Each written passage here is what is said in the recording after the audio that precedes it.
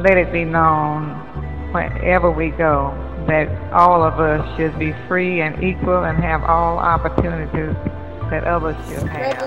Optimistic, selfless, African American, persistent, active, rights advocate, knowledgeable, strong, amazing. The 14th Dalai Lama has traveled to more than 67 countries spanning 6 continents. Here are some of his quotes. Be kind whenever possible. It is always possible. Our prime purpose in this life is to help others.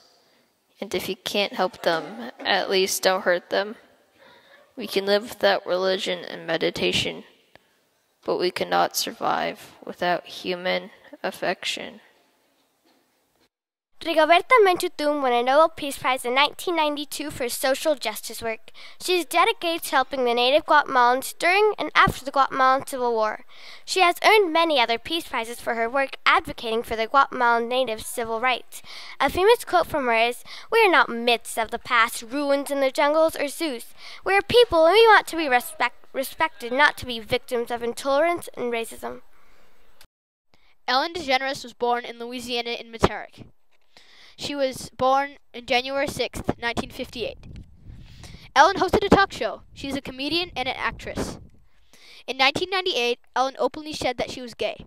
She was shamed by the public and her audience along with her cast members.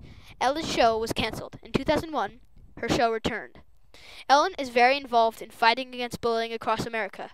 The Tabor Project is focused on a suicide petition, lesbian, gay, bisexual, transgender, and a questioning youth. John Floyd served in the Vietnam War as the youngest captain ever in the Marines, flying an A-6 bomber. He was awarded the Distinguished Flying Cross and 2 Purple Hearts. In 1971, he went on TV and denounced war while still a soldier. He took part in anti-war conferences and the peace talks in Paris.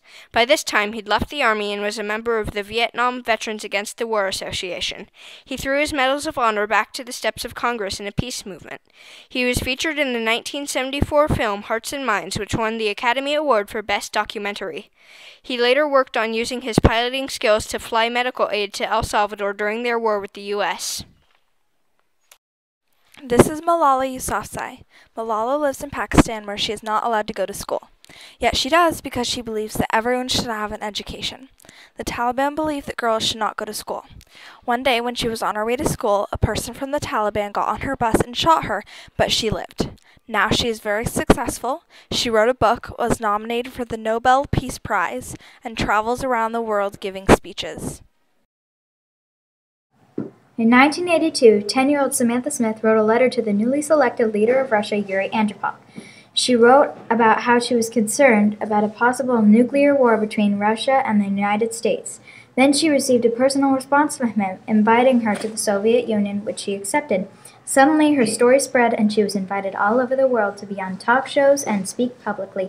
Now she is known as one of the many world ambassadors of peace. In 1918, Nelson Mandela was born into the Madiba clan in South Africa.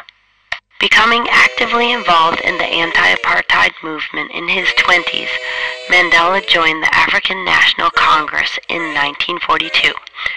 For 20 years, he directed a campaign of peaceful, nonviolent defiance against the South African government and its racist policies, and for that he served over 27 years in prison. He was freed in 1990.